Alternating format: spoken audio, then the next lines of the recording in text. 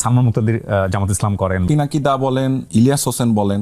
আমি বলছি না যে কোনো দল করা পাপ। এই মুহূর্তে বাংলাদেশের one of the popular show যেটাতে আমি আজকে উপস্থিত, আমি ঠিক যেই সিটটায় বসে আছি, আমি যদি ভুল না করে থাকি এই সিটটাতেই হাদি ভাই বসছিল। কেউ যদি রুমে এসির মধ্যে মারা যায় আর কাউরি একদম গুলি করে মেরে ফেললো, আমার ভাইটা কি করছিল? কবরেই তো যাবে। তার মাথায় গুলি করে দিলেন। আর ব্যাপারটা তো এমন না যে যে এসির মধ্যে মারা গেল তার মৃত্যু কষ্ট কম। I am so proud of it. একটা ইনসাফের পক্ষে দাঁড়ানোর কারণে আমার এই মৃত্যুর মধ্য দিয়ে আল্লাহ তোমার মাফ করে দিতে পারে। কখন আমরা ওই যে একটা আমাদের অন্তরে তিনি অসীম সাহস নাজিল করেছেন, অসীম সাহস ভাই। এক মৃত্যু লক্ষ কোটি মৃত্যু ভয় দূর করে দিয়েছে। আমাকে আল্লাহ যদি আবারও দুনিয়ায় পাঠায়, আমি কয়টা জিনিস চাবো? এটাও আমি বলতে চাই। উনি বলছেন যে কেউ বাড়িতে থাকতে পারবে না, বাইরে থাকতে পারবে না। আপনি স্বাধীন দেশে এই কাম করতে পারবেন না তো এখন পোলাপানের সাথে, যারা এক একটা বিষয়ে ভীষণ স্কিল। আপনি এইভাবে ডিল করবেন না। এদেরকে আপনার আদর করে, ভালোবেসে, সুন্দর করে, লজিক্যালি বুঝাইতে হবে। হাজার হাজার গুমের সাথে একটা গুম শুধু নিজের পরিবারের সাথে রিলেট করেন। আপনি তেরে মেরে দান্ডা করে দিবেন ঠান্ডা, ওই দান্ডা উল্টা নিয়ে ঢুকাই দিবে। বাকশালী সংবিধান যেটার মাধ্যমে অটোমেটিকলি ফ্যাসিবাদ কায়েম হবে আবারও। আপনার কি তারেক রহমানকে সম্মান করছেন? তারেক রহমানকে এটা আপনাদেরকে করতে বলছে? আপনি কিসের সাথে কি মিলাচ্ছেন? সেই ভাইকে আপনি বলছেন এখন গুপ্ত। এর মানে আমাদের যে মনস্তত্ত্ব, সেই মনস্তত্ত্ব ভাঙতে হবে। আপনি কোনোভাবেই দেশে শান্তি প্রতিষ্ঠা হতে দিবেন না। এইবার যদি ভালো কিছু না হয়, ভিতরে রক্তক্ষরণ হয়, আমাদের কষ্ট হয়, অসম্পূর্ণ বিপ্লব তার স্ফুলিঙ্গ যে রয়ে গেছে, তারা আপনাদের হাঁটুর বসে হতে পারে, কিন্তু বুদ্ধিতে ওরা অনেক আগে। আমাদের একটা দীর্ঘ লড়াই লাগবে। বিশ্বাস করেন, একটা দারুণ ঘটনা ঘটছে যে প্রত্যেকটা সেক্টরে বাংলাদেশপন্থী ছেলে, বাংলাদেশপন্থী মেয়ে পৃথিবীর প্রতিটা প্রান্তে সব থেকে যোগ্য হয়ে উঠেছে। আমি সেটা বুঝতে পারছি। আমি অনেক বেশি প্রো বাংলাদেশী হয়ে উঠছি। জনতার নতুন সংসদ, নতুন সংবিধান প্রণয়ন করবে। মান্না ভাই, আমি আপনার কাজের অনেক বড় ফ্যান। শুরুতে আমি বলছিলাম আপনার প্রত্যেকটা কাজের মধ্যে একটা মেসেজ থাকে, which is very very beautiful. এবং আরেকটা বিষয় আমি আপনাকে অ্যাডমায়ার করবো, বাংলাদেশের অসংখ্য মানুষ আপনাকে অ্যাডমায়ার করবে। সেটা হচ্ছে আমরা দেখেছি 24শে যে জুলাই, যে আমরা গণঅভ্যুত্থান বলি বা আন্দোলন বলি, যেটাই বলি না কেন, সেখানে আপনি খুবই স্ট্রংগেস্ট ভূমিকায় ছিলেন। লাইক আপনাদের অঙ্গনে যারা ভূমিকায় ছিল তাদেরকে তো অবশ্যই আমরা অ্যাডমায়ার করি, কিন্তু আপনাকে আমি বলবো খুবই স্ট্রংগেস্ট একটা ভূমিকায় ছিলেন। জনাব তারেক রহমান আমাদের প্রধানমন্ত্রী, উনি বাংলাদেশে যখন প্রথম প্রত্যাবর্তন করেন, তার ছোট ভাইয়ের কবর জিয়ারত করার আগে শহীদ ওসমান হাদির কবর জিয়ারত করেছে। তো এই যে একটা সোনালী সুযোগ আমরা পেয়েছি, এটা কেন মিস করতেছি ভাই? কারোর মতার সাথে আপনার মিলেন না কারণে তাকে আপনি জালিমের মতো তার সাথে আচরণ করবেন, তাকে চারিদিক থেকে আপনারা ঘিরে ধরবেন। এই সুবিধা নিবে কারা? ভারতীয় আধিপত্যবাদ নিবে। বাংলাদেশে দলের বাইরেও আমি দুজনকে অলওয়েজ স্বাধীনতা সার্বভৌমত্বের একটা প্রতিচ্ছবি হিসেবে চিন্তা করি। একজন হলেন শহীদ জিয়া আর একজন বেগম জিয়া। এইটাই তো আমাদেরকে ইন্সপায়ার করছে। আমি কেন বিএনপি? আফসোস হলো বিএনপি বাংলাদেশের এত বড় দল, শহীদ জিয়ার মতো একজন মানুষকে নিয়ে আইকনিক 3টে উপন্যাস নাই। 5ই আগস্ট পরবর্তী সময়ে উনি একটা কার্টুন শেয়ার করেছিলেন, ওনার ব্যঙ্গচিত্র, হুইচ ইজ ভেরি গুড। বিবিসিতে একটা ইন্টারভিউ দিয়েছিলেন উনি। যেই ঘরে আমার বাবার স্মৃতি ছিল, আমার মায়ের বহু স্মৃতি ছিল, যেখানে একটা ইমোশনাল পার্ট ছিল ওনার জার্নি। যারা জুলুম করেছে তাদের তো বিচার হতে হবে। সেটি ব্যক্তিও হতে পারে, সেটি দলও হতে পারে। প্রমিস করেন ওখানে যে উনি যেভাবে এটার বিচার হবেই। যারা এসবের হুকুম দিয়েছে তাদের প্রত্যেকের বিচার হতে হবে। আপনি এটা যদি ঘোষণা দিতে পারেন, তাহলে বাংলাদেশের মানুষ সত্যিকারের একটা সার্বভৌম বাংলাদেশ গড়তে পারবো। এটাই নতুন বাংলাদেশের প্রমিস। আসসালামু আলাইকুম কিবরিয়া ভাই, thank you for the compliment. And আমার খুব ভালো লাগছে যে এই মুহূর্তে বাংলাদেশের one of the popular show, আলহামদুলিল্লাহ, যেটাতে আমি আজকে উপস্থিত, এবং ফাইনালি সেটা হলো, এবং আমি the one and only Kibria ভাইয়ের সামনে বসে আছি, কথা বলছি। না, অসংখ্য আমি আপনাকে অ্যাডমায়ার করছি আপনার কাজের জন্য, আপনার যেই কাজগুলো হয়েছে সেগুলোর জন্য। এবং আমি যে কেমন আছি যদি বলি, আমি বলবো আল্লাহর অশেষ রহমতে আলহামদুলিল্লাহ। আলহামদুলিল্লাহ। জি, আমাদেরকে যে অবস্থায় রাখেন না কেন, সর্বাবস্থায় আলহামদুলিল্লাহ। বান্না ভাই, আমি আসলে সাধারণত যেটা করি যে একজন মানুষের অটোবায়োগ্রাফিকে এখানে পোর্ট্রে করার চেষ্টা করি। লাইক আপনার ছোটবেলা, আপনার কাজ, সমস্ত কিছু নেই আমরা হয়তো ক্রোনোলজিক্যালি আগাতে পারতাম, ডেফিনেটলি সময় থাকলে আমরা সেদিকে যাব। কিন্তু রিসেন্ট কিছু ইস্যুস যেটা আমি একটু শুরুতেই অ্যাড্রেস করতে চাই। আমি যখন আপনাকে একটু স্টাডি করছিলাম, যখন আমি মনে হলো যে আমি আপনাকে ইন্টারভিউ করব, তখন রিসেন্ট যে বিষয়টা আমার কাছে খুব লাইক বান্না ভাই নামে সার্চ দেওয়ার পরে ফেসবুকে বা অন্যান্য প্ল্যাটফর্মগুলোতে বেশ কিছু আমি এটাকে কি বলা যেতে পারে, স্টিকার বা ছবি পেয়েছি যেখানে আপনাকে গুপ্ত বলা হচ্ছে, the word I can quote গুপ্ত। এবং এই গুপ্ত ওয়ার্ডটা সোশ্যাল মিডিয়াতে এখন খুবই যাকে তাকে ট্যাগ দেওয়ার একটা টেন্ডেন্সি আমি দেখতে পাচ্ছি, যেখানে আপনাকে খুবই ট্যাগ দেওয়া হয়েছে। আপনি এই স্টোরি কিছু বলতে চান? আচ্ছা, এটা কোথা থেকে এসছে সেটা একটু বলি প্রথমে। হ্যাঁ, প্রথমত হচ্ছে বাংলাদেশে এখন এমন একটা অবস্থায় আমরা আছি যেটা হচ্ছে 24 জুলাই পরবর্তী অবস্থা এবং 24শে জুলাই পূর্ববর্তী অবস্থা, দুটো ভিন্ন। যারা পার্থক্য করতে পারছেন না যে রাজনৈতিক পটভূমি এবং মানুষের মনস্তাত্ত্বিক কি পরিবর্তন এসছে, ঠিক সেই মানুষগুলোই মানুষকে এই ধরনের ট্যাগে যাচ্ছে বা এই ধরনেরভাবে আপনি যে কোনো ধরনের ট্যাগিং যদি সেটা আমিও করে থাকি কাউকে, সেটাও অন্যায়। যে কোনো ট্যাগিং আপনি করতে পারেন। যে যেমন আপনি যদি খুব 24শে জুলাইয়ের যে আন্দোলনটা হলো বা গণঅভ্যুত্থান হলো বা বিপ্লব হলো, যেটাকে আমরা অসমাপ্ত বিপ্লব বলি অনেক ক্ষেত্রে, সমাপ্ত হতেও পারে ইন ফিউচার, 10 বছর 20 বছর লাগলেও, সেটা ভবিষ্যৎ ভালো বলবে। সো ওটা কিন্তু হলো একটা রাজাকার ট্যাগ দিয়ে, ঠিক না? সো আপনি আবার নতুন একটা ট্যাগিং নিয়ে আসলেন এবং সেটাকে আপনি কোনো না কোনোভাবে ব্যবহার করছেন। কাকে করছেন? আপনি ব্যবহার করছেন তাকে যে কোনো না কোনো একটা সময় আপনার সহযোগিতা ছিল, আপনার পাশের যোদ্ধাটা ছিল, আপনি তাকে একটা সময় অ্যাডমায়ার করতেন, ভাই বলে সম্বোধন করতেন। সেই ভাইকে আপনি বলছেন এখন গুপ্ত, এবং সেই গুপ্তটাকে দিয়ে আপনি কি করতে চাচ্ছেন? আসলে তাকে আপনি ঠিক তেমনভাবেই হত্যাযোগ্য তৈরি করতে চাচ্ছেন। আপনি তাকে হত্যাযোগ্য করতে চাচ্ছেন। আমি কথাটা কেন বলছি, এখন আপনি বলতে পারেন যে এটা তো অনেকেই অনেকভাবে বলে, বড় ছোট অনেক লেভেলের, কিন্তু কেউ বুঝে বলেন, কেউ না বুঝে বলেন। কিন্তু যারা বুঝে বলেন তারা সত্যি সত্যি অনেক বড় অন্যায় করছেন। হ্যাঁ, আপনি বলতে পারেন হ্যাঁ তুমি অমুক দল সাপোর্ট করো, আমার মনে হয় তুমি ওই দল সাপোর্ট করো, সরাসরি বলেন না নামটা, সমস্যা কোথায়? হ্যাঁ, আমি যদি ওটা না করে থাকি তাহলে আমি ডিবাং করবো না, আমি এটা করি না, তুমি ভুল বুঝছো আমাকে। কিন্তু তুমি যখন ওই রাজাকার ট্যাগিংয়ের পাশাপাশি আরেকটা ট্যাগ তৈরি করছো, তখন তুমি আসলে বেসিক্যালি কি করছো? তুমি আসলে বেসিক্যালি আপনি কি করছেন? আপনি আসলে যেটা করছেন আরেকটা মানুষকে হত্যাযোগ্য করে তুলছেন।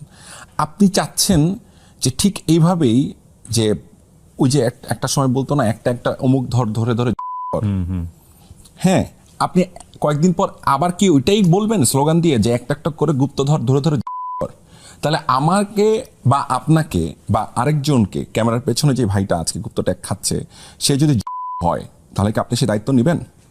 তাহলে আপনি সেই হত্যাকারী, আপনারা সে হচ্ছেন।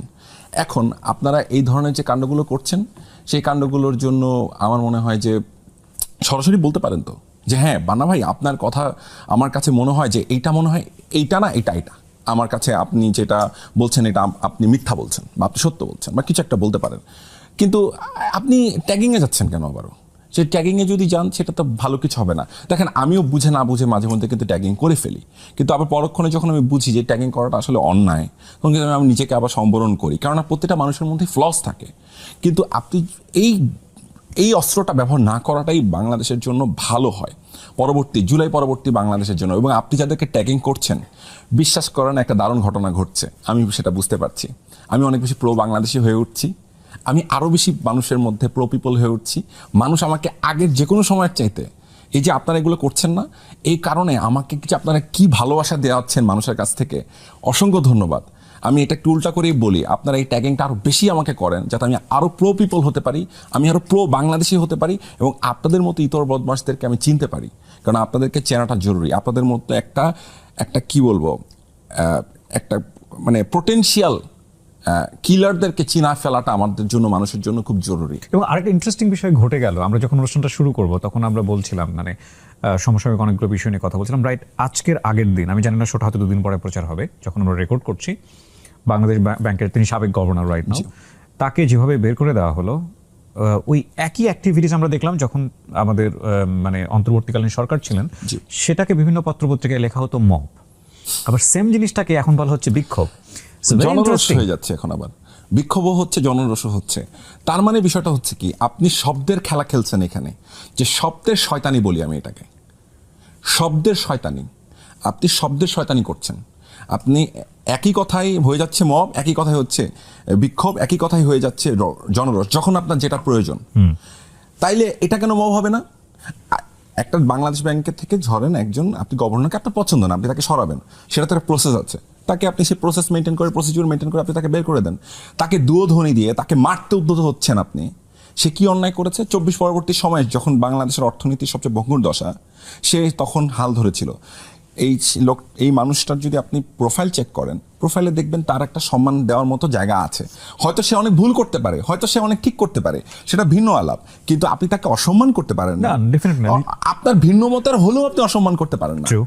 আপনার ভিন্ন মতের হলেও না, কারণ যেই মানুষটা যেই সময় আসছে ক্ষমতায়, যেমন এখন আপনি দেখেন মানে কোনো ক্ষেত্রে ডক্টর মোহাম্মদ ইউনূস স্যারকে থেকে চুপ্পু মহান হয়ে যেতেছে, মানে আমাদের প্রেসিডেন্ট, হ্যাঁ উনি মহান হয়ে যাচ্ছে। কি আশ্চর্য রে ভাই, কি আশ্চর্য! আপনি ভুলে গেলেন 24 পরবর্তী সময় বাংলাদেশের অবস্থা কি ছিল? আপনি আমার সাথে কথার সাথে দ্বিমত পোষণ করতেই পারেন, কোনো সমস্যা নাই, আমি অ্যাকসেপ্ট করে নিতে রাজি আছি, কিন্তু আপনি একটা সম্মানিত ব্যক্তিকে এভাবে অসম্মান করবেন, এইভাবে অসম্মান করবেন। আচ্ছা, আপনি যে দলের লিডারকে পছন্দ করেন, আপনার দলের যে রাজনৈতিক দলের লিডার যাদেরকে আপনি পছন্দ করেন, তারাকে অসম্মান করে কথা বলেছিল তাকে কখনো? যদি আপনি সেই দলটাই পছন্দ করেন, তাহলে আপনার দলের লিডারকে এভাবে অসম্মান করে কথা বলেন না। তাহলে আপনি কে? আপনি কত বড় ওই দলের সমর্থক হয়ে উঠছেন? ওই আপনার বড় সুপ্রিম লিডারের চেয়ে বড় লিডার আপনি। তাহলে এই যে আচরণটা, এই আচরণটা তাহলে কারা করছে সেটা একটু বলতে হবে। সেই আচরণটা করছে হচ্ছে এক ধরনের, এই যে আপনি যে জিনিসটা, এইটাকে টোটালি অর্গানাইজ করছে ছাপড়ি।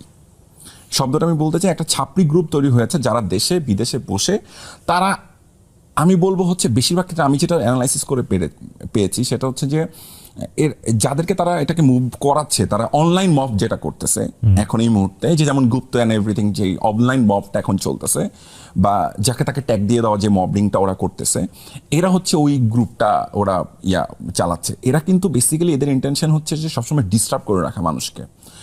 মানে আপনি কোনোভাবে দেশে শান্তি প্রতিষ্ঠা হতে দিবেন না, আপনি সবসময় একটা ডিস্টার্ব করে রাখবেন। আমি তো সমালোচনা করতেই পারি একটা লজিক্যাল বা ইলজিক্যাল, আপনি সেটাকে ডিবাং করার তো ভাষা আছে। আপনি কি ডিবাং এভাবে করবেন যে আমি আপনাকে ট্যাগ করে দিয়ে আপনাকে হত্যাযোগ্য করে তুলবো? তো এটা কারা করতেছে তাদেরকে আপনারা একটু লক্ষ্য করেন, এবং এটাও লক্ষ্য করেন, আমি ওই সব মানুষদেরকে বলি, ভাই দেখেন, আপনারা কিন্তু 17 বছর কোনো না কোনোভাবে একটা দলকে সাপোর্ট করছেন, বা 2টা দলকে সাপোর্ট করছেন, বা 3টা দলকে সাপোর্ট করছেন, বিভিন্ন দলের তো ভাগ।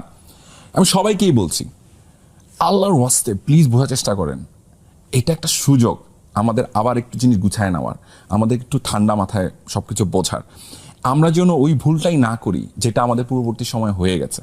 আপনারা ব্যবহৃত হচ্ছেন, এবং আপনারা একটা সময় যে ফিল করবেন যখন আবার আপনারা মজলুম হবেন কোনো না কোনো সময়, এখন তো জালিম হয়ে উঠছেন, যখন আবার মজলুম হবেন না, তখন কিন্তু পাশে আর মানুষ পাবেন না। লজ্জাটা কিন্তু কাকে বলবেন? প্লিজ আমি প্রত্যেকটা মজলুম ভাইকে অনুরোধ করছি, যারা 17-18 বছর ধরে মজলুম ছিলেন, আল্লাহর ওয়াস্তে জালিম হেন না, জালিম হেন না।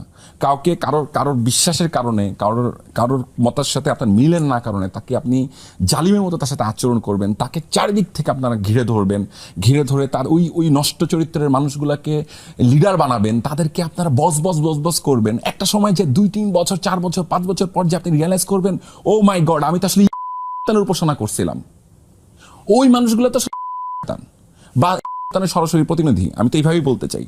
তো এই যে ইবলিশগুলোকে আপনারা প্রতিনিধিত্ব করতেছেন, এরা ধরেন, আমি আমার কথা বলি ভাই, এটা বলতে পারি আমি, কিবিয়া ভাই, আমাকে বলা হয়, আমাকে এক জায়গায় দেখছি আমি নাকি ফার রাইট, আমি 500 নাটক বানানো, একমাত্র সিঙ্গেল নাটক যদি আমি ক্যালকুলেট করি 500, আমি অন্যান্য কাজের কথা বাদ দিলাম, তাহলে 1000+ প্রোডাকশন বানানো ফার রাইট। ওকে, আমি যদি ফার রাইট হই, আলহামদুলিল্লাহ, আপনাদের ট্যাগও আমি নিয়ে নিলাম।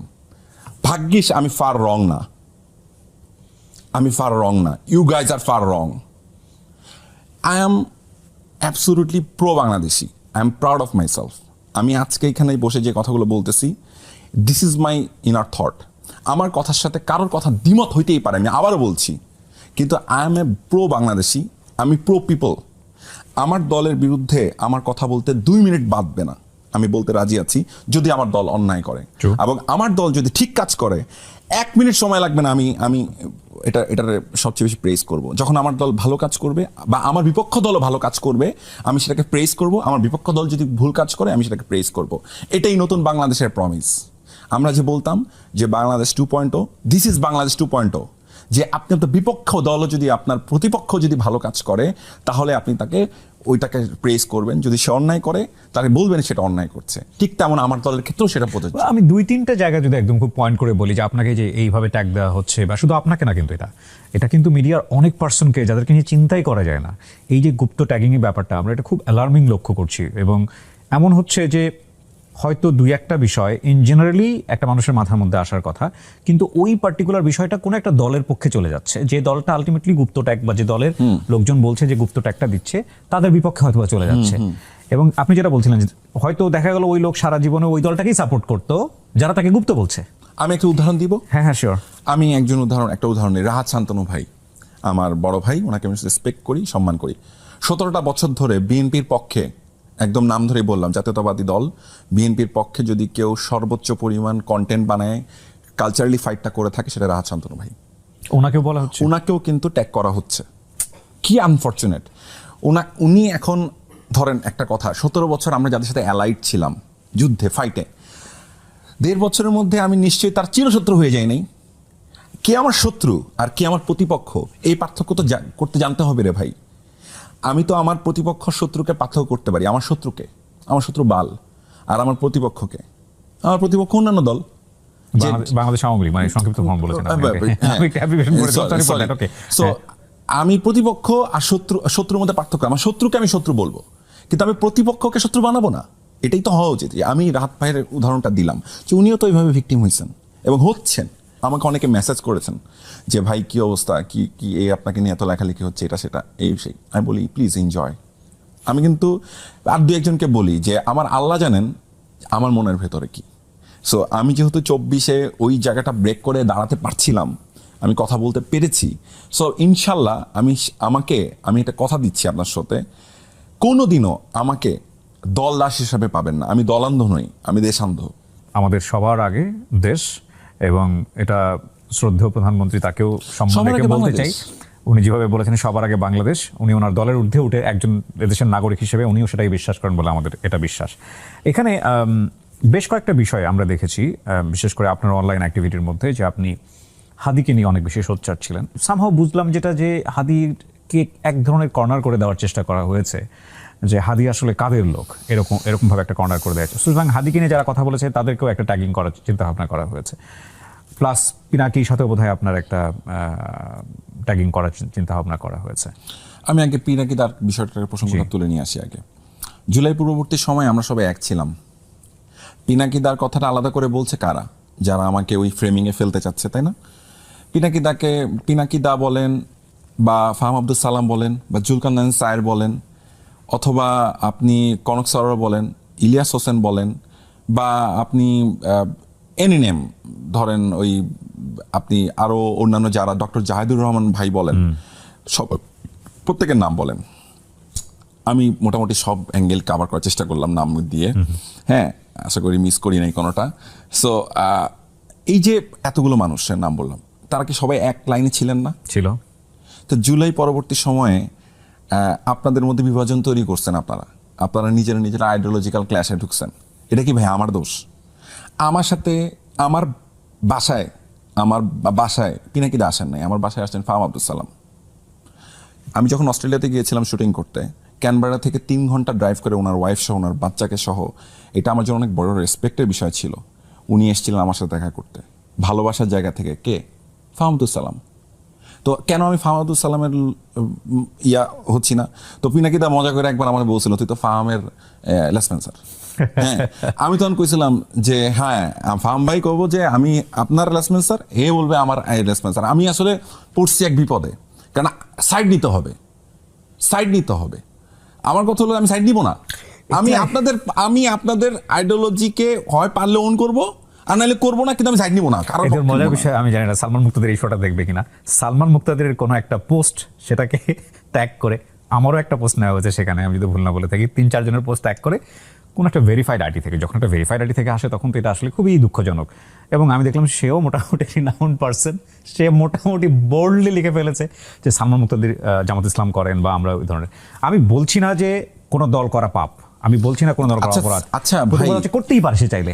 আপনি প্রো বাংলাদেশি, 17 বছর আপনি যাদের সাথে অ্যালাই করে যুদ্ধ করলেন, মানে ফাইট করলেন, প্রবল পরাক্রমশালী যাকে বলা হয়, যে গণহত্যাকারী শেখ হাসিনার বিরুদ্ধে আপনি যারা ফাইট করলেন, তাদেরকে আপনার বন্ধু হয়ে গেল, তাদেরকে আপনারা এখন ছেড়ে দিতেছেন, তাদেরকে আপনাদের ফ্রেন্ডশিপ হয়ে যেতেছে, তাদের অফিস খুলতে দিতেছেন।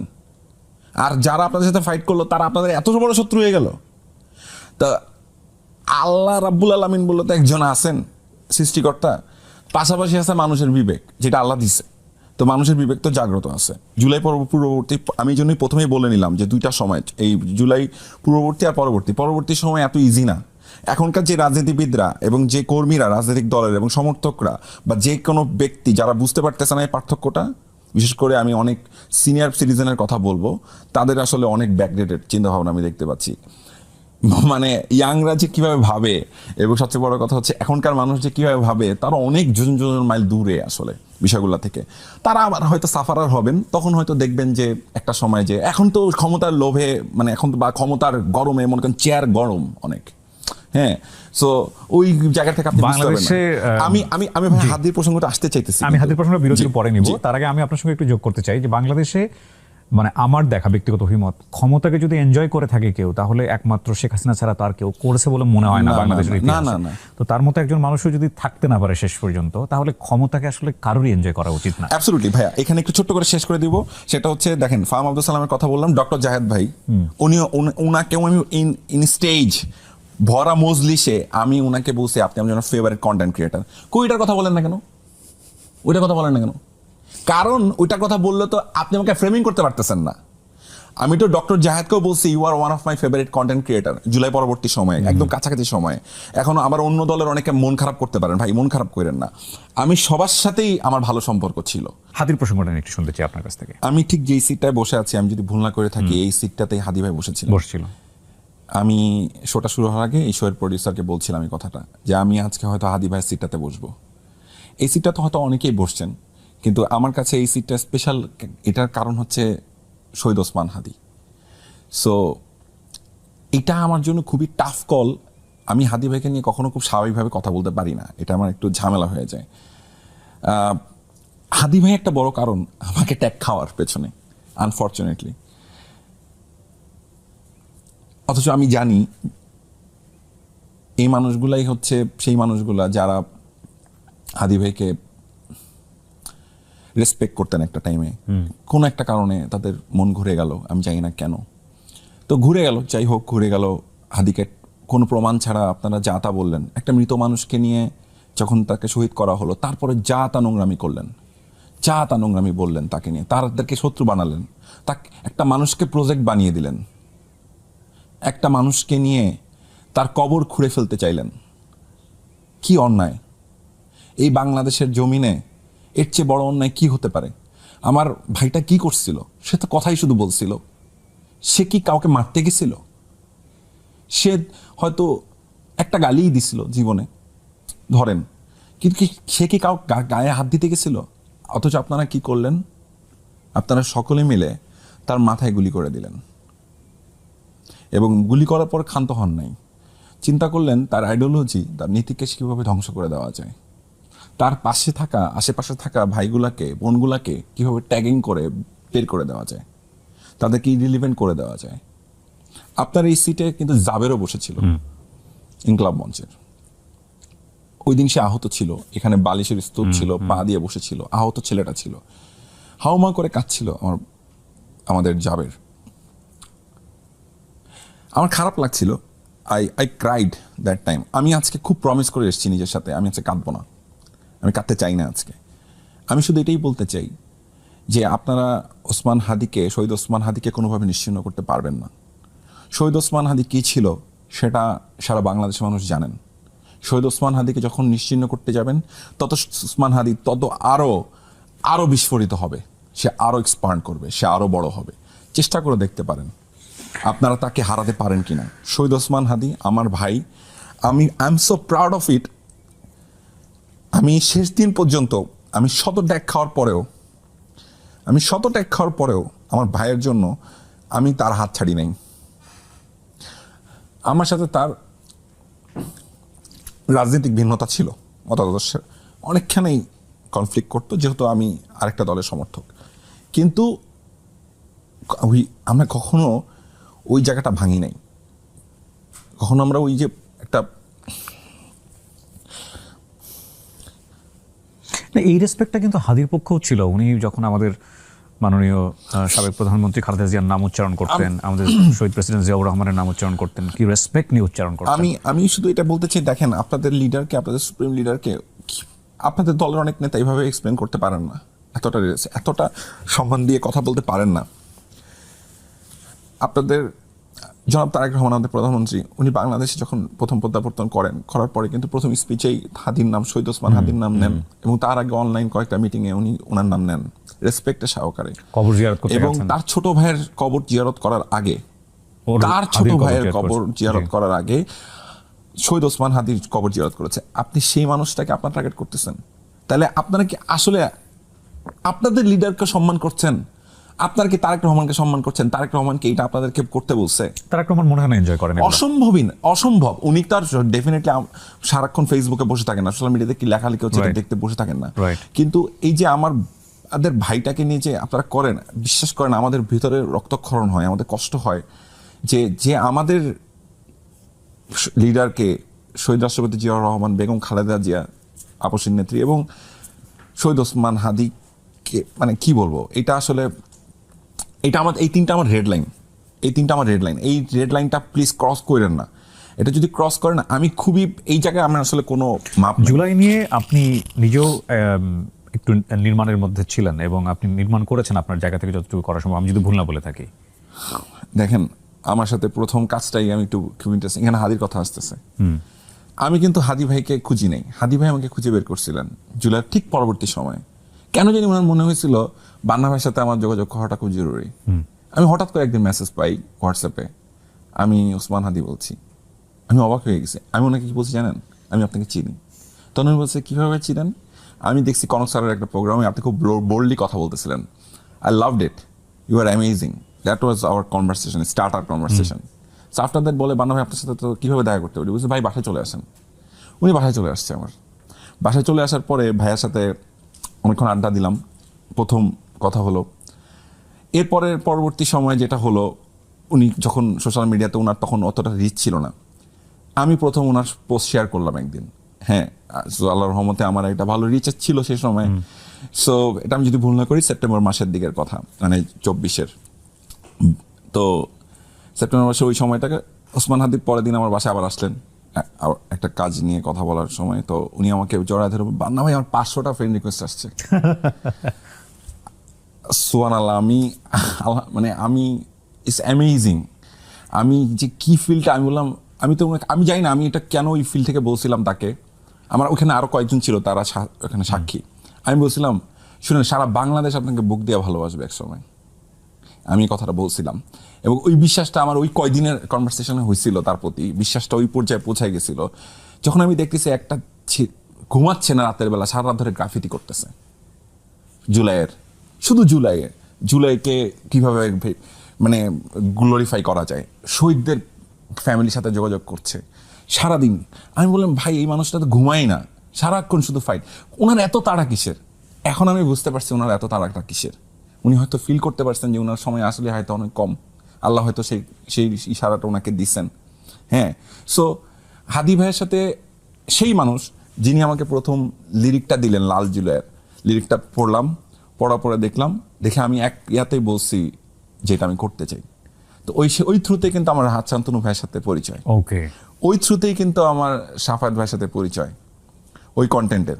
সো আমি যে জিনিসটা আমি বলতে চাই, সেই জিনিসটা হচ্ছে যে হাদি ভাই হচ্ছে সেই মানুষ, যে মানুষটার সাথে আমার লাল জুলাই দিয়ে কাজ শুরু, এবং আমি ওই যে বিনা পারিশ্রমিকে করলাম, উনি আরও অ্যামেজড হয়ে গেল। আমি বললাম, ভাই জুলাইয়ের সাথে টাকা পয়সার কোনো লেনদেন নাই, এখানে কোনো স্বার্থের খেলা নেই। জুলাই আমাদেরকে ফ্রিডম অফ স্পিচ দিচ্ছে, জুলাই আমাদেরকে নতুন করে বাঁচতে শিখাইছে, জুলাইয়ের কারণে আমরা স্বাধীন হইতে শিখছি, আবার নতুন করে ভাবতে শুরু করছি। আরে আমাদের পতাকাটা তো আমাদের পতাকা, এটা তো আমাদের হোল্ড করতে হবে। আরে এই দেশটা তো আমাদের দেশ, এই মাটি তো আমার মাটি। আরে এই মানুষগুলো তো আমার মানুষ। আজ এই মানুষটা, এই যে একটা রিক্সাওয়ালার ঘাড়ে যে ঘামটা, এই ঘামটা তো আমার ঘাম। এই ফিলটা তো আমার আসে জুলাইয়ের পরে আরো বেশি, আগেও ছিল, কিন্তু জুলাইকে আরো গাঢ় করছে। কারণ মানুষের যে রক্তগুলো, আমার ভাইয়ের যে রক্তগুলো শহীদের জুলাইতে, আমার বোনের যে রক্তগুলো, আমার যে স্যাক্রিফাইসগুলো, সেই স্যাক্রিফাইসগুলো তো আমরা ভুলতে পারি না, সেটা তো আমাদেরই রক্ত। আমার শহীদ আনাস ভাই, আমার ছোট ভাইটা, ও ক্লাস 10-এ পড়া ছেলেটা কি করে বুঝলো যে এই চিঠিটা তার লিখে যেতে হবে? এই রিয়েলাইজেশন কোথা থেকে আসছে? এটা কি ঐশ্বরিক নয়? এটা কি সত্যিকার দেশপ্রেম নয়? আমি তো ভাই 71 দেখি নাই, আমি তো 71 ওন করি, ভালোবাসি, কিন্তু আমি তো 24 নিজের চোখে দেখছি। আমার 24 তো আমার হাতে। সেই বাবারা এখনো কাঁদে যে সন্তান হারিয়েছে, সে মারা এখনো কাঁদে। সো যখন শহীদ আনাসের মা আমাকে ফোন দেয়, তখন আমি বুঝি যে এটা এই জন্য হয় কি, আমি এই জিনিসগুলো নিতে পারি না ভাই, যে কেউ এটার সাথে বেইমানি করতেছে। স্ট্র্যাটেজিক্যালি যদি আমি বলি যে বর্তমান সরকার যেভাবে আগাচ্ছেন, এটা খুবই এক্সপেক্টেড ছিল নাকি আমরা আসলে খুব অবাক হব? আসলে এক কথায় যদি আমরা বলতে চাই, দেখেন, সাধারণ মানুষের পারসেপশন অনেক রকম। আপনি এত অল্প সময়ের মধ্যে মানুষ অনেক কথা বলছে না, দেখছেন, এটাই 24-এর প্রাপ্তি। আপনি এখন কোনোভাবেই ওই যে পড়তে বসতে ডান্ডা দিয়ে বিড়াবো, ওই সুযোগ নাই। এছাড়াও মিলন সাহেবকে আমি অনেক পছন্দ করি, ওনার অনেকগুলো ভিডিও আমি শেয়ার করছি, ওনার মায়ের সাথে ওনার ইমোশনস আছে, উনি অনেক ভালো ভালো কথা বলছেন, ডিল করছেন খুব চমৎকারভাবে অনেক কিছু জায়গায়, কিন্তু উনি একটা বাজে কাজ করছেন, এটাও আমি বলতে চাই এখানে। উনি বলছেন যে কেউ বাড়িতে থাকতে পারবে না, বাইরে থাকতে পারবে না। আপনি স্বাধীন দেশে এই কাম করতে পারবেন না তো এখন পোলাপানের সাথে। এটা 2026, 2005-6 থুয়ে আসছেন, এটা আপনি 20 বছর পার হয়েছে, আপনি এইভাবে ডিল করবেন না। এদেরকে আপনার আদর করে ভালোবেসে সুন্দর করে লজিক্যালি বুঝাইতে হবে। আপনি তেরে মেরে দান্ডা করে দিবেন ঠান্ডা, ওই দান্ডা উল্টা ঠিক আছে, ওই সুযোগ নাই ভাইয়া, ওই দিন নাই, ওই পৃথিবীতে ওই দিন এটা sorry to say this generation is really like that. তেরে মেরে দান্ডা করে দিব ঠান্ডা, ওই সুযোগ নাই। আপনি করে দেখতে পারেন, ট্রাই করে দেখতে পারেন, ওই সুযোগ নাই। আমি মাবরুর রশিদ বান্না আজকে আমি যে দল সমর্থন করি সেই দলের বিরুদ্ধে কথা বলতে কিভাবে সাহস পাই? সাহস পাই ওই জায়গা থেকে, শহীদ আনাসের রক্ত থেকে। শহীদ আনাসের রক্ত আমাকে বলে দিয়ে গেছে, আমাকে প্রমিস করাইছে, ভাইয়া তুমি কিন্তু বেইমানি করো না আমার সাথে, আমরা কিন্তু আরেকটা স্বৈরাচার হইতে দিব না, আরেকটা হাসিনা যেন কোনোভাবে তৈরি না হয় বাংলাদেশে। তো শহীদ আনাস যখন ওই কবরটার সামনে যখন আমি দাঁড়াইছি, আমার কাছে কিন্তু ওই ফিলটা হচ্ছে, এটা আমার রেসপন্সিবিলিটি। এই জুলাইয়ের সাথে আল্লাহর ওয়াস্তে বেইমানি করেন না। জুলাইয়ের শক্তি বলে আমরা যাদেরকে ফ্রন্ট লাইনে দেখেছি, দেখেন অনেকে বেইমানি করছে, অনেকে এটাকে মিসইউজ করছে, কিন্তু এটা তারা করছে। সবাই তো একরকম না, সবাইকে একরকম, সবাই তো একরকম না। আপনারা সবাইকে এক কাতারে ফেললেন না। আপনারা ওন করলে সমস্যাটা কি? আপনারা ওন করলে তো দেশের একটা বড় জনগোষ্ঠী আপনাদের সাথে অ্যাড হবে, কোথায় সমস্যা? না আমি দেখেন কি পরিমাণ, আজকে যখন আমি শোটা করতেছি, আজকে অনেকগুলো এমপি বের হয়ে গেছে। আপনারা কি আবারও সেই মানে বালকেই আসতে দিতে চান? এদেরকে হত্যাযোগ্য করে তুলতে চাচ্ছেন? এটা আপনাদের গোল? আমি কি এই কথাটা বললে আজকে ওই দলের বিরুদ্ধে চলে যাবো যে দলটা আমি সমর্থন করি? তাহলে ওকে ফাইন, এটাই 24-এর পরে আমাদের শিক্ষা, এটাই আমি মাবরুর রশিদ বান্না। আমি বলতে হবে যেটা সত্য সেটা সত্য বলতে হবে।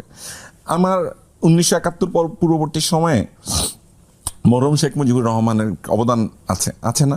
অফকোর্স সেটা তো আমি স্বীকার করবো না, এটা তো স্বীকার করবো। কিন্তু 1972 থেকে সময়কালীন সময়ে তার তো অনেক কন্ট্রোভার্সিয়াল জায়গা আছে, সেটা তো আমাকে অস্বীকার করতে হবে। কেননা এখানে যখন আমি হঠাৎ করে লিখে বসছি বিনম্র মধ্যাঙ্গুলি, যেই সময়ে, ওই সময়টা লেখাটা জরুরি ছিল কেন জানেন? এটা শেখ মুজিবকে অসম্মান করার জন্য বলি নাই, এটা বলছি হচ্ছে ওই সব স্টুপিডদেরকে, ওরা যারা ইউজ করতেছিল এতদিন ওই মূর্তিটাকে, যেটা শেখ হাসিনা করছে, তার বাবাকে সবচেয়ে বেশি মিস ইউজ করছে, ওটাকে থামানোর জন্য। আমার টার্গেট কিন্তু শেখ মুজিবুর রহমান না রে ভাই, আমার টার্গেট কিন্তু যারা শেখ মুজিবুর রহমানকে মিস ইউজ করতেছে, অথবা মরহুম শেখ মুজিবুর রহমান বা বঙ্গবন্ধু শেখ মুজিবুর রহমান, আপনি যেভাবেই বলতে, এক একজন তো এক একটা আইডিওলজিতে বিশ্বাস করে। এই মানুষ, এই ক্যারেক্টার যারা ইন্তেকাল করছেন, তাদেরকে নিয়ে আল্লাহর ওয়াস্তে নোংরামি করা যাবে না। আর এটা আমি এটাকে সাপোর্ট করি না ব্যক্তিগতভাবে। আমি করছি, আমি ফান করছি, আমি নিজেও জানি এটার জন্য কখনো কখনো আমার খারাপও লাগে, কিন্তু প্রত্যেকটা মানুষের ফ্লস থাকে, আমারও আছে রে ভাই। এই জিনিসটা আমি ঠিক করতে রাজি আছি, কোনো সমস্যা নেই, এবং আমি বলতেও রাজি আছি এটা আমাদের কোনোভাবেই করা উচিত না। ঠিক যেমন শহীদ রাষ্ট্রপতি জিয়াউর রহমানকে নিয়েও করা উচিত না, ঠিক যেমন আমাদের দেশনেত্রী বেগম খালেদা জিয়াকে নিয়েও করা উচিত না, ঠিক তেমন বঙ্গবন্ধুকে নিয়েও করা উচিত না। তাদেরকে একটু সাইডে রেখে দেন, তাহলে আমাদের জন্য সুন্দর হয় জিনিসটা। আমার মনে হয় এটা আমার নিজস্ব একটা সেলফ রিয়েলাইজেশন, এবং আমি ফিল করি যে ওই রেসপেক্টটা আমি করি, এবং আমি বিভিন্ন সময়, বছরের বিভিন্ন সময় আমি কিন্তু শেখ মুজিবকে বা বঙ্গবন্ধুকে কিন্তু আমি সেই রেসপেক্টটা করছি। আমরা 24-এর ইডিওলজিক্যাল হিরো যাদেরকে মনে করতাম, বিশেষ করে অনলাইনে, যারা আমাদের গণমাধ্যমের চাইতেও আমাদের কাছে বেশি শক্তিশালী ছিলেন, তাদের একটা স্ট্যাটাস, তাদের কিছু ভিডিওস, তাদের কথাবার্তা সবার আগে মানুষ দেখতো এবং বাংলাদেশের গতি প্রকৃতি বুঝতো। আপনি যাদের নাম বলেছেন এখানে কিছুক্ষণ আগে, যে 4-5 জনের নাম বলেছেন, বা বাংলাদেশে হয়তো আরো অনেকেই আছেন, 24-এর পরে তাদের মধ্যে যে দ্বিধা বিভক্তি, এবং খুবই আমি বলবো যে আসলে শব্দটা আমি উচ্চারণ করতে চাই না, যে একজন আরেকজনকে নিয়ে যেভাবে উঠে পড়ে লাগলেন, বা যেভাবে একেবারে ঘর পর্যন্ত পৌঁছে গিয়ে যেভাবে করা যায়, এটা আমাদেরকে আসলে হতাশ করেছে ডেফিনেটলি। 24-এর পরে গিয়ে আস্তে আস্তে বিএনপির সমালোচনা করা শুরু করলো, এবং তারপরে সে এই নির্বাচনে এসে তার স্ট্যান্ডটা ক্লিয়ার করে দিল। ঠিক আছে, এই যে রাস্তাগুলো আলাদা হয়ে যাওয়া, এবং একটা সময় তো সবাই একসাথে একজনেরই সমালোচনা করতো বা একটা ইডিওলজিরই সমালোচনা করতো, এবং এই সমালোচনার যে ধারা বিভক্ত হয়ে যাওয়া, তারপর একজন আরেকজনকে রেসপেক্ট না রেখে যে কথাটা বলা, এটা আমাদের মতো যারা তাদেরকে আমরা সম্মান করতাম, ফলো করতাম, আমরা মর্মাহত হয়েছে কিনা, মানে আপনার জায়গা থেকে আপনি কি বলবেন? অ্যাটলিস্ট সম্মান রেখে তো এই কাজটা করা যেত। আমি একটা কথা বলি, এটাই তো আমাদের সিনিয়রদের কাছ থেকে পাওয়া আমাদের সবচেয়ে বড় মানে কি বলবো, মানে অহেতুক পুরস্কার আমি বলবো। মানে আমি এটাকে আর কি কোন ওয়েতে সার্কাজম করবো আমি জানি না, মানে এটা তো আমরা ডিজার্ভ করি না কোনো অ্যাঙ্গেলেই না। আপনি পিনাকিদার অ্যাঙ্গেলেও বলতে পারেন, আপনি ফাহমুদুল সালামের অ্যাঙ্গেলেও বলতে পারেন, আমি দুইটা নাম দিয়ে বলতেছি। হ্যাঁ, কোন অ্যাঙ্গেলে কি খুব রেসপেক্টিভ কোনো কিছু ছিল? আমি জুলকারনাইন স্যারের ভাই যে ওনারও তো একটা ভূমিকা আছে। এই যে মানুষগুলো, এরা সবাই সবার সাথে কিন্তু এক জায়গায় ছিল, কিন্তু তারা কি করলেন, তারা কিন্তু ওই সম্মানটুকু রাখলেন না। এতে করে কি ক্ষতি করলেন জানেন? ওনারা আমাদের যে বৃহত্তর শক্তিটাকে নষ্ট করলেন। যদি সম্মানজনক জায়গাতে রাখতেন ওনারা সব সমালোচনাটুকু, এখন অনেকে বলতে পারে আর ওরা কি সম্মান করুম, বান্না এটা কি কয়, বলতেই পারে, কিন্তু এটা হওয়ার সম্ভাবনা খুব বেশি। আরে বান্না বুঝে না, ও এটা কেন কয়, ও ওর সাপোর্ট দিতেছে, ওর সাপোর্ট দিতেছে, ওর কথা কয় বেশি। না, আমি সবার কথাই বলি, আমার টাইম লাইনে যা দেখেন সবচেয়ে বেশি ভিডিও, আমি চ্যালেঞ্জ দিয়ে বলতেছি, ফাহমুদুল সালামেরই বেশি। যদিও আমি পিনাকিদার পোস্ট অনেক শেয়ার করছি, কিন্তু যদি সংখ্যায় গুনতে চান দেখবেন ফাহমুদুল সালামের সংখ্যায় বেশি। কেন এটা কর না কেন? ওই যে বইটা আগে যেটা বলতেছিলাম। সো কিন্তু সম্মানটা, ওই যে আমাদের সম্মানজনক রাখাটা উচিত ছিল। আমি অনুরোধ করব, সময় শেষ হয়ে যায় নাই, সামনের দিনে দেখেন না আপনাদের এই ক্রিটিসিজমগুলো কনস্ট্রাকটিভ ওয়েতে নিয়ে আসা যায় কিনা। এক্স্যাক্টলি, আমার মনে হয় সেটা, কারণ আমরা আসলে আপনাদের প্রত্যেকের বক্তব্যই আমরা খুব মনোযোগ দিয়ে দেখি। আমি মনে হয় আমরা বলবো না, আমরা বলতে আমি পুরো বাংলাদেশকেই বোঝাচ্ছি, এবং আপনারা কাইন্ড অফ বাতিঘর। আমি ডেফিনেটলি আপনাদের মধ্যে 2-1 জনের সঙ্গে আমার ইনবক্সে কথা বলার সুযোগ হয়েছে, আমি বলেছি, বিশেষ করে যখন এটা শুরু হয় আমি খুবই ডিসঅ্যাপয়েন্টেড ছিলাম, মানে একদম ইনিশিয়াল স্টেজে আমি একটা স্ট্যাটাসও লিখেছিলাম, পরে দেখলাম যে এটা আর থামবার নয়, এটা ওয়ার্ক করছে না, এবং যে লেভেলে যারা নামছে এটা আসলে আর থামবে না। যাই হোক, আমরা একটা নতুন বাংলাদেশ চাই এবং আগামীর বাংলাদেশ চাই। আমি আমাদের প্রধানমন্ত্রীকে নিয়ে শুনতে চাই, আপনি কতটুকু আশাবাদী? দেখুন, আমি একটা কথা বলি, আমি একটু প্রসঙ্গ টেনে আনি, তাহলে আমার কথাটাও বলা হলো। সেটা হচ্ছে জনাব তারেক রহমান, উনি একটা কাজ করেছেন, সেই কাজটা হচ্ছে ওনাকে কোনো বিশেষণ দিয়ে বলতে না করেছেন, which is very good. So এই জন্য বলতে পারি এখন জনাব তারেক রহমান, আর কিছু বলতে হচ্ছে না, প্রধানমন্ত্রী তারেক রহমান বলতেই পারছি, শুধুমাত্র মিস্টার প্রাইম মিনিস্টার বলতে পারছি। যেখানে একটা ইমোশনাল পার্ট ছিল ওনার জার্নি, যখন ওনাকে আহত করা হয়, উনি প্রমিস করেন ওখানে যে উনি যেভাবে এটার বিচার হবেই, প্রতিটা অন্যায়ের 17 বছরের এবং জুলাইয়ের যে অন্যায়, সেই প্রমিসটা উনি রাখবেন, এই আশাটা করতে পারি। It's too early to say. এই ব্যাপারে আমি মানে অনেক ধরনের অনেক নেগেটিভিটি হইতে পারে, এইটাও উনি করতেছেন কেন, ওটা করতেছেন কেন, কিন্তু সেটার জন্য আমি মনে করি ওনাকে একটু সময় দেওয়া দরকার। একটু একটা টাইম লাইন আপনাকে দিতেই হবে, না দেওয়ার আগে একটা মানুষের জাজমেন্টে যাওয়া উচিত হবে না। 6 মাস পরে আপনারা জাজটা করেন বা 3 মাস পরে জাজটা করেন, আসলে উনি পারলেন কি পারলেন না। সো আমি ওনাকে সময় দিতে চাই বেসিক্যালি। আচ্ছা, আমি আরেকটা প্রসঙ্গে কথা বলতে চাই, সেটা হচ্ছে, আমি জানি না এটা আপনার প্রশ্নের মধ্যে আছে কিনা, আমি বিএনপির একটা প্রোগ্রামে গিয়েছিলাম, একটা বড় প্রোগ্রামে, সেখানে আমি বক্তব্য দিয়েছিলাম, এবং সেই জায়গাটায় আমি বলতে চাই, সেই প্রোগ্রামটা ছিল, ওই প্রোগ্রামে আমি স্পষ্ট করে বলেছিলাম যে আমি একজন নন পলিটিক্যাল মানুষ হিসাবে এখানে উপস্থিত, এবং বিএনপির অনেকের এবং অন্যান্য দলের, বিএনপি শুধু না, আমি জামাত ইসলাম বলতে চাই বা এনসিপির অনেকের একটা ভুল ধারণা আছে, সাধারণ মানুষেরও অনেকের মধ্যে একটা ভুল ধারণা আছে, আমি মনে হয় বিএনপির কোনো পোস্টেড মেম্বার। না ভাই, আমি পোস্টেড মেম্বার না, এটা আমি বলে দিতে চাই আপনার সাথে, আমি কোনোভাবে কোনো পোস্টেড মেম্বার না, ধারের কাছেও নাই কোনো পোস্টেড মেম্বারের। সো এই কথাটা আমি কেন বললাম, কারণ অনেকে মনে করেন, অনেকে আমাকে বলেন আপনার বিএনপি, যখন যেটা যার পক্ষে যায়, আবার কখনো মনে হয় যে কি বলে, আপনি বিএনপি করেন কিন্তু আপনি সমালোচনা করেন কেন? হ্যাঁ, আমি করি এই জন্য, কারণ আমি চাই, ওই যে বললাম আনাসের কথাটা, আমি চাই হইতেছে ওই ইয়ামিনদের কথা, ওই শহীদ আবরারদের কথা, আবরা ফাহাদ, ওই আমাদের ওই শাপলার গণহত্যার সময় যে মানুষগুলো মারা গেল তাদের কথা চিন্তা করি, আমি চিন্তা করি পিলখানার ওই আমাদের বীর সেনাদের কথা। এই জন্য আমি সমালোচনা করি যেন এই ধরনের ঘটনা কোনোদিন না ঘটে। আমরা যেন কোনোভাবে একটা স্বৈরাচারকে আবার পেলে পুষে বড় না করি, আমরা যেন সবসময় কন্ট্রোলে রাখি, আমরা যেন বলি আমরা ভালো জিনিসকে ভালো বলবো, খারাপকে খারাপই বলবো, সাদাকে সাদা কালকে কালো যদি পারি। আচ্ছা, এই জায়গাটায় যে জিনিসটা দরকার সেই জিনিসটা আমি একটু ক্লিয়ার করে ফেলি। সেটা হচ্ছে আমি এখানে বক্তব্যতে স্পষ্ট করে বলছিলাম আমি একটা নন পলিটিক্যাল মানুষ হিসেবে এখানে উপস্থিত, যারা বক্তব্যটা 8 মিনিটের বক্তব্য যারা আরেকবার শুনতে চান শুনতে পারেন। এবং এই কথা বলার পরবর্তী যে কথাগুলো আমি বলছিলাম কয়েকটা কথাতে উনি পিছনে বসে মানে তখন স্ক্রিনে ছিলেন, উনি তালি দিয়েছেন, তার মানে কি উনি অ্যাপ্রিসিয়েট করেছেন। ঠিক, আমি ওখানে ওনাকে দলকে ইন্সপায়ার করতে গেছিলাম কখন, যখন দল ক্ষমতায় ছিল না। এখন আমি ক্ষমতায়, এখন দল ক্ষমতায় আসছে। দেখেন দল ক্ষমতায় আসার পিছনে আমি তো ওই মানুষটা না যে আমি ক্ষমতার পিছনে পিছনে দৌড়াবো। আমি সারা জীবন গণভবনের বাইজিদেরকে হেট করছি। হ্যাঁ, একটা গান শুনে কয়া কন্দমবসি করতে যা মানুষদেরকে আমি পছন্দ করি নাই, আমি তাদের বিরুদ্ধে বলছি। এখন আপনারা এক্সপেক্ট করেন আমি ওই আচরণটা করব? এটা কি কাম্য? এটা তো কাম্য না, এটা আমি হইতে পারবো না। সরি, আমি ওই কালচারাল ফিগার কোনোদিনই হইতে পারবো না। আমার কিচ্ছু লাগবো না, আপনারা কিচ্ছু দিয়ে না আমারে। You don't need it. I don't need it. আলহামদুলিল্লাহ আমি যা আছি তা ঠিক আছি। সো যেহেতু আমার এটা লাগবে না, আর আমার ব্যাকবোনটা, আমার বিবেকটাও খোলা, আমার ব্যাকবোনটাও টান টান, যেহেতু এটা জায়গাটা আছে, সেহেতু আমার কোনো কিছু দিয়ে আপনার ইয়া করতে পারবেন না, বুঝাতে পারবেন না। দেখেন ভাই, ওই ভিডিওর ভিতরে আমি বলছি আপনি শহীদ রাষ্ট্রপতি জিয়াউর রহমান এবং দেশনেত্রী বেগম খালেদা জিয়ার সন্তান, আপনি শব্দটা ফালাই দিয়েছেন। ফালাই দিয়ে ভিডিও এডিট করে কি দাঁড়ায় বলেন, এই ভিডিও ভাইরাল করে ফেলছে। এবং সেই ভিডিও এখন তারা ওই যে ছাপড়ি গ্রুপ, ওরা এখন এটাকে ইউজ করতেছে বিভিন্ন বুলশিট ইয়া দিয়ে কন্টেন্ট মেকারদের দিয়ে। এবং এর মধ্যে অনেক ভালো কন্টেন্ট মেকারও আছে, বুলশিট সবাইও না। কিন্তু সেই কন্টেন্ট মেকারদেরকে আমি রিকোয়েস্ট করতে চাই, তোমরা যে অন্ধের মানে পেছনে অন্ধ হয়ে যাচ্ছ তোমরা, ভাইরে ভাই তোমরা ভুল করতেছো। ঠিক 3 বছর পর তোমরা ওদেরকে গালি দিবা, কিন্তু অনেক লেট হয়ে যাবে। তোমরা অনেক ভালো, তোমরা অনেক কষ্ট করছো 17 বছর। তোমাদের কাছে আমার বিনীত অনুরোধ, আপনার কাছে বিনীত অনুরোধ, আল্লাহর ওয়াস্তে অন্ধ হয়ে যায় না। অন্ধ হয়ে যাওয়াটা আমাদের কারোর কাছে কাম্য না। আমি মাহবুব রশিদ বান্না আপনাদের কাছে অনুরোধ করতেছি, এটা কইরেন না। না করলে দেশটা সুন্দর হয়, আপনাদের জন্যও ভালো হয়, দলের জন্যও ভালো হয়। নির্মাণের জায়গায় একটু আসতে চাই আমরা। আসলে সমসাময়িক অনেকগুলো বিষয় নিয়ে কথা বলছিলাম, যেটা আপনার লাইফের একটা পার্ট। আরেকটা পার্ট হচ্ছে নির্মাণ, এবং এই নির্মাণের জায়গায় আপনার কাছে মানে আপনার প্রত্যেকটা কন্টেন্টই একটা মেসেজ থাকে আমার কাছে, যেটা মনে হয়েছে, এবং দেখলে বোঝা যায় this is the signature work of someone. তো সেই জায়গা থেকে আপনি এখন রিসেন্টলি কি নির্মাণ করছেন, এবং একই সাথে এই যে সমসাময়িক বিষয়গুলো, এগুলো আপনার কাজের মধ্যে কতটুকু ট্রিট করছে? ওকে, ফাইন। তাহলে আমি বলতে চাই থ্যাংক ইউ সো মাচ যে এই কমপ্লিমেন্টটা দেওয়ার জন্য। যে আমি আসলে এটা প্রথম, আমি সবসময় বলি আমি মোরাল স্টোরি টেলার। আমার যদি বায়োতে দেখেন ফেসবুকে, আমি দেখবেন মোরাল স্টোরি টেলার হিসেবে নিজেকে বলতে শোনা। অনেকে বলে না আমি রোমান্টিক কিং, আমি থ্রিলার বস, এইসব। আমি এটা না ভাই, আমি একটা খুবই সাধারণ সাদামাটা, খুবই মানে চিমচাম লেভেলের একটা মোরাল স্টোরি টেলার। মূলত এইভাবেই হইতে চাইছি। তার মানে কি আমি রোমান্টিক নাটক করি নাই? করছি। তার মানে কি আমি থ্রিলার বানিয়ে নাই? বানাইছি। তার মানে কি আমি অন্য কন্টেন্ট বানিয়ে নাই? বানাইছি।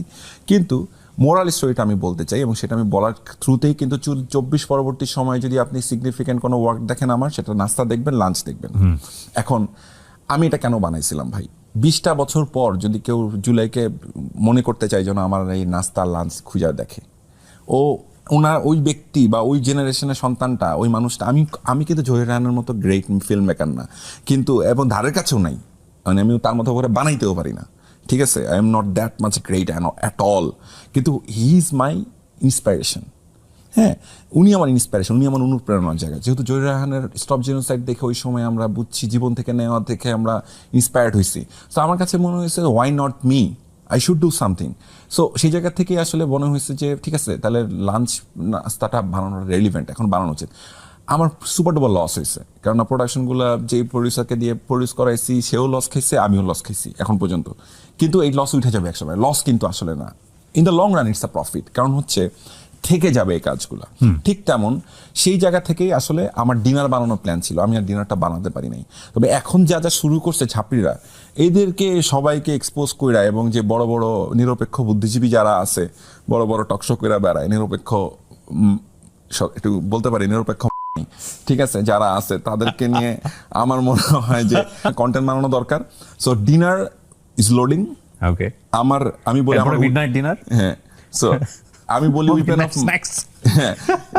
উইপেন অফ ম্যাস ডিস্ট্রাকশন আমার জন্য এটাই, যে আমি একটা মেকার। আপনি আমারে থামাইতে পারেন একটা ওয়েতে, ওই হাদির মতো মাথায় শুট করে দিতে হবে অথবা বুকে শুট করে। কোটি মৃত্যু ভয় দূর করে দিয়েছে। হ্যাঁ, এবং আর আমরা তো সরাসরি, আমি তো বুকে আলিঙ্গন করা মানুষটারে ভাই, আমি তো তার ঘাম, আমার ঘামের সাথে ঘাম মিলছে তার। আমার নাস্তা, আমার লাঞ্চকে নিয়ে সে, আমি বলতাম আমি আমার জীবনের সবচেয়ে বড় ডিস্ট্রিবিউটারকে হারাইছি, ওসমান হাদি। আমি তো বলার আগেই সে এটা শাহবাগে দেখানোর ব্যবস্থা করে ফেলতো। শাহবাগে অসংখ্যবার এই যে লাঞ্চ আর নাস্তাকে দেখানো হয়েছে। ডিনার বানাইলে সে কতবার আমাকে বলছে, আমি ডিনার বানানোর সময় আমি আসলে কীভাবে বানাবো জানি না, কিন্তু আমাকে বারবার বলছে ভাই ডিনারটা কবে বানাবেন, ডিনারটা বানাবো হাদি ভাই, বানাবো ইনশাল্লাহ, এবং ঠিকঠাক মতো বানাবো। ইনশাআল্লাহ বানাবেন ঠিকঠাক মতো। এখন যারা সংসদে গেছেন, বিশেষ করে ইয়াং চ্যাপ, আমি যদি বলি এনসিপি থেকে গেছেন অনেকেই, জামাত ইসলাম থেকে গেছেন, বিএনপি থেকে তো অসংখ্য গেছেন, কাদেরকে আপনার কাছে মনে হয় যে খুবই কমিটেড, প্রতিশ্রুতিশীল, এবং যারা একটা আগামী সুন্দর বাংলাদেশ উপহার দিতে পারবে, লাইক হাসনাদের মতো কেউ থাকতে পারে আপনার জায়গা? আমার কাছে ওভারঅল যদি আমি বলি, আমি অনেকের নামই বলতে পারি, তবে আমি যেমন স্পষ্ট করে বলতে চাই, ধরেন আমি এনসিপি থেকে শুরু করি। ধরেন এনসিপিতে হাসনাত ভাই, অবশ্যই সে জুলাইয়ের প্রাণ ভোমরাদের মধ্যে একজন বা ফ্রন্টলাইনারদের মধ্যে একজন, তাকে আমি রেসপেক্ট করি। এবং সেই জায়গাটা থেকে নাহিদ ভাই আছে, উনিও গেছেন, উনি গেছেন। সো আমি আশা করি তারা এই যে ছয়জন অনেকের ঘুম হারাম করবে আমার বিশ্বাস। হ্যাঁ, এখন যদি আমি বিএনপি থেকে বলি, তাহলে একজনের নাম আমি একটু বলি, হাবিবুর রশিদ হাবিব ভাই, ঢাকা ৯ আসনের। কেন ওনার কথা বললাম? তাসনিম জারার এগেইনস্টে যিনি ছিলেন, জি সরি, হ্যাঁ তাসনিম জারার এগেইনস্টে যিনি ছিলেন, হ্যাঁ, যাকে আচ্ছা ওনাকে কিন্তু ওইভাবে চেনেন না, তাসনিম জারাকে যেভাবে চেনেন। আমি পরবর্তীতে গিয়ে শুনলাম উনি সম্ভবত শুটেডও হয়েছিলেন বোধহয়, চারটা গুলি করা হয়েছে, ওসমান হাদির মতো পরিণতি হইতে পারতো তার। সে 4টা গুলি খেয়ে বেঁচে আসা মানুষ, সে ওসমান হাদির কষ্ট বোঝে। সে আমাকে প্রথম দিন, আমি তাকে বলছি আমি আপনার ক্যাম্পেইন করতে পারি, আমি আপনার ক্যাম্পেইন করব যদি আপনি আমাকে একটা কথা দেন। কি? যদি সংসদে আপনি ওসমান হাদির কথা বলেন, বলছে আমি বলবো। এবং ওসমান হাদির কথা উনি প্রত্যেকটা মিটিংয়ে, শহীদ ওসমান হাদির কথা প্রত্যেকটা জনসভায় উনি বলতেন। সাক্ষী, ওই এলাকার মানুষ সাক্ষী, জিজ্ঞাসা করে দেখেন। এই জন্য আমি ওনাকে সাপোর্ট করছি। আচ্ছা, অনেকের একটা ভুল ধারণা আছে আমার এই যে প্রোপাগান্ডিস্ট যারা আছে তারা আমাকে নিয়ে, ঢাকা 14, ঢাকা 15, ঢাকা 16, তুলিয়াপা, তারপর হচ্ছে আমিনুল ভাই, আর হচ্ছে মিল্টন ভাই, আমি নাকি তাদের প্রচারণা করছি। ইট ইজ আ অ্যাবসলিউটলি লাই। আমি বিএনপির এই 3 আসনের কোনো আসনে কোনো প্রচারণা করি নাই। যদি করে থাকি তাহলে জিজ্ঞাসা করেন আপনি তাদেরকে, ওই ক্যান্ডিডেটদেরকে। তুলিয়াপাকে জিজ্ঞাসা করেন আমি করছি কিনা। তুলিয়াপার একটা মিছিলে আমি গেছিলাম সাপোর্ট করার জন্য, একটাই, ওইটা আমার ব্যক্তিগত জায়গা থেকে যাওয়া। আমি নিজের স্বপ্রণোদিত হয়ে মিল্টন ভাইয়ের একটা লাইভ করে দিয়েছিলাম, একটা। আমি আমিনুল ভাইয়ের সাথে উনার প্রচারণার ধারের কাছে ছিলাম না। এই যে মিথ্যা কথাটা বলে, এই 3জন সাথে আমি কোনোভাবে ইনভলভ ছিলাম না। আমি একটা জায়গায় শুধু আমি মানে ক্যাম্পেইন করছি ভাই, একটা জায়গায়। বলেন, আপনি বলেন উত্তরটা কি? এই যে ভদ্রলোকের কথা বলছেন, ঢাকা 9। আমার সাকসেস রেট 100 আউট অফ 100। আমি আবারও বলতে চাই, আমি একটা ক্যাম্পেইন করছি, যদি কনসিস্টেন্টলি ক্যাম্পেইন করে থাকি, দ্যাট ইজ হাবিবুর রশিদ হাবিব ভাই, ঢাকা 9। এবং আমার সাকসেস রেট, বাংলাদেশপন্থী মানুষের সাকসেস রেট এই ক্ষেত্রে 100-তে 100। আমি 100-তে 100 খেলছি। আমি কিন্তু আর অন্য কোথাও ওইভাবে ছিলাম না। আমি ইনফ্যাক্ট কারোরই ক্যাম্পেইনে ছিলাম না বিএনপির, আমি ছিলামই না। এদের আপনি জিজ্ঞেস করে দেখতে পারেন, আমি কোনো ক্যাম্পেইনের অংশ ছিলাম না। কারণ আমি কেন করি নাই, সেই সময় আসলে ওসমান হাদি মাত্র ইন্তেকাল করলেন, শহীদ হলেন। তারপরে বেগম খালেদা জিয়া, আমাদের দেশনেত্রী বেগম খালেদা জিয়া, মাতৃতুল্য, এই মানুষটাকে দেখেই তো আমরা বিএনপি করছি। মানে আমি বিএনপি সমর্থক কেন হয়েছি, একদম স্ট্রেট ফরওয়ার্ড বলি, আমি বিএনপি সমর্থক হয়েছি বিকজ অফ বেগম খালেদা জিয়া, দেশনেত্রী বেগম খালেদা জিয়া। উনার মানে উনি জেলে যেতে রাজি আছেন, ক্ষমতা নিবেন না, উনি বাংলাদেশের মানুষের জন্য সবকিছু করে দিতে রাজি আছেন। What a leader! এইটাই তো আমাদেরকে ইন্সপায়ার করছে। আমি কেন বিএনপি, এটা রিজন, বা আমি বিএনপি কেন সাপোর্ট করছি, এটা রিজন এটাই।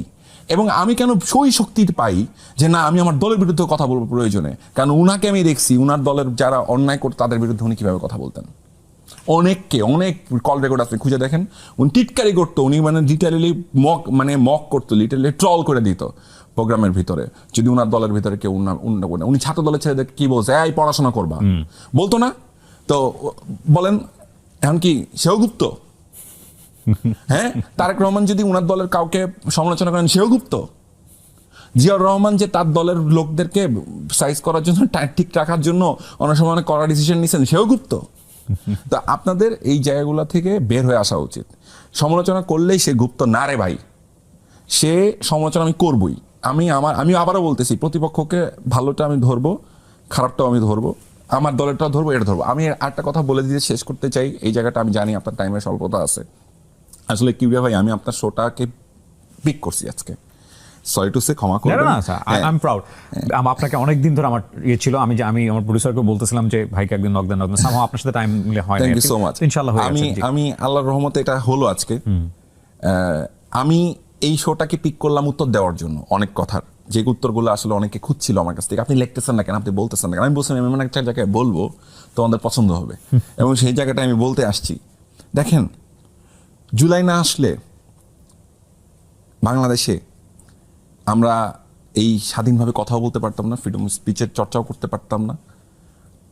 এই জুলাই না আসলে 30 লক্ষ মানুষের জানাজা হতো না দেশনেত্রী বেগম খালেদা জিয়ার। হয়তো এটা সত্য। ওনাকে ওইখানে দাফন করা হতো না, হয়তো ওনার সন্তান ওনাকে শেষবারের মতো দেখতে পাইতো দেখতেও না, পারতেন না। হয়তো ওসমান হাদির জন্ম হইতো না, হয়তো ওসমান হাদির জন্য 10 লক্ষ মানুষ, 20 লক্ষ মানুষ, 30 লক্ষ মানুষ, আমি জানি না, কোটি কোটি কোটি কোটি মানুষ কাঁদতেও না, অনেক কিছু হইতো না। জুলাই আমাদেরকে অনেক কিছু দিছে, জুলাই আমাদেরকে অনেক ভাবতে শিখাইছে, আমাদের অনেক প্রাপ্তি আছে, অনেক অপ্রাপ্তি আছে, কিন্তু জুলাইয়ের প্রাপ্তিটা সবচেয়ে বড় প্রাপ্তি কি জানেন? আমরা বাংলাদেশটাকে আবার ফিরে পাইছি। আল্লাহর ওয়াস্তে আমি আমার বর্তমান রাজনীতিবিদ যারা আছেন এবং যারা সংসদে যাবেন, তাদের সবার কাছে বিনীতভাবে অনুরোধ করি, আল্লাহর ওয়াস্তে জুলাইয়ের সাথে গাদ্দারি করেন না। এটার পরিণতি যেটা হবে, সেই পরিণতিটা আমাদের কারোর জন্যই কাম্য না। কারণ এই জেনারেশন সদা জাগ্রত, তাদেরকে আপনারা যতটা বোকা ভাবেন এবং ক্ষমতার ধারের কাছে আসতে দিতে চান না, এবং তারা কি বুঝে, তোমরা তো হাঁটুর বয়সী বলে আপনারা তাদেরকে ট্রল ক্ষমতা তো করেন। আসলে তাদেরই হ্যাঁ, কাছে। বিশ্বাস করেন, তারা আপনাদের হাঁটুর বয়সী হতে পারে, কিন্তু বুদ্ধিতে আপনাদের থেকে যোজন যোজন মাইল দূরে, ওরা অনেক আগে। সো ওদেরকে ওই রেসপেক্টটা করেন। আমার ব্যক্তিগত অনুরোধ থাকলো, প্লিজ ইউথদেরকে বোঝার চেষ্টা করেন এখনকার সমাজে, এখনকার ইউথরা কীভাবে ভাবে। নেক্সট জেনারেশন আলফাকে বোঝার চেষ্টা করেন, তারপরে জেনারেশনটাকে বোঝার চেষ্টা করেন, না হলে আপনারা এতটাই ইরিলিভেন্ট হবেন যেটা খুব দুঃখজনক হবে। আমরা হয়তো দূর থেকে দেখে শুধু বলবো, আহারে আগেই তো বলছিলাম এটা করিস না। মান্না ভাই, চমৎকার সময় কেটেছে। আপনার এই এপিসোডটা যেভাবে গেল বা যাবে অন এয়ারে, আমি মনে করব যে এটা অনেকেই বারবার করে দেখবেন এবং দেখাটা জরুরি। আপনার কাজের জন্য শুভকামনা। Thank you so much. এবং আপনার ভেতরে যে স্পিডটা আছে, এটা যেন কখনোই নত না হয়, এটা যেন আরো বেগবান হয়, সেই শুভকামনা ইনশাআল্লাহ, করছি। অনেক ইনশাআল্লাহ, ধন্যবাদ ভাই, ইনশাআল্লাহ। আমাদেরকে সময় দিতে পারছেন। জি, আসসালামু আলাইকুম। জি, ওয়ালাইকুম আসসালাম।